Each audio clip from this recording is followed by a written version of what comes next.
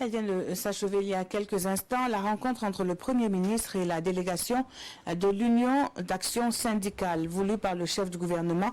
La rencontre avait pour but de présenter et de transmettre à l'UAS un ensemble de documents et de les inviter à la reprise des négociations en ce mois de décembre, parmi lesquels un document qui retrace l'historique de l'impôt unique sur les traitements et salaires IUTS et des propositions du gouvernement en matière d'application de l'IUTS. On en sait plus avec Amadou Ilboudo et Sekou Zongo.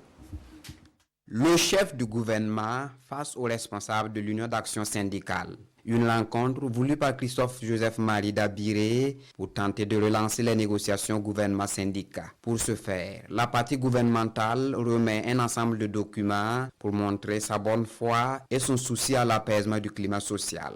Aujourd'hui, donc, le Premier ministre rencontre l'unité d'action syndicale pour leur transmettre donc un certain nombre de documents à examiner, et parmi lesquels donc il y a des documents qui parlent de l'historique de l'IUTS, des documents sur les discussions qu'il y a eu dans le cadre du comité bipartite, donc le communiqué final qui a été signé et des propositions du gouvernement en matière d'application de l'IUTS. Et enfin, une proposition de chronogramme pour la reprise des discussions entre le gouvernement et l'unité d'action syndicale. L'Union d'action syndicale félicite l'initiative du chef du gouvernement. Elle s'engage ainsi à aviser sa base afin de pouvoir apporter des réponses aux questions relatives à la reprise des négociations. Nous allons aller analyser ce qui se trouve dans le document. Si c'est en conformité dans le sens de ce que nous avons posé comme revendication, il n'y a pas de souci. Parce que de toute façon, quand nous faisons une revendication, nous faisons des propositions à l'endroit du gouvernement qui permettent de dire que c'est bel et bien faisable. Le deuxième aspect, il faut dire que nous sommes mandatés par des bases.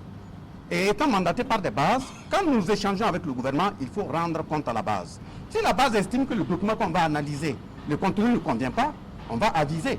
Mais maintenant, nous avons dit que l'unité d'action syndicale, qui porte un flambeau qui a été dressé par nos dévanciers depuis les années 1946 jusqu'à aujourd'hui, nous n'allons pas trahir ce flambeau dressé. Si nous ne pouvons pas faire mieux dans la défense des acquis des travailleurs, on ne doit pas faire moins que nos dévanciers, au moins travailler à garder le minimum qu'ils avaient déjà pu arracher.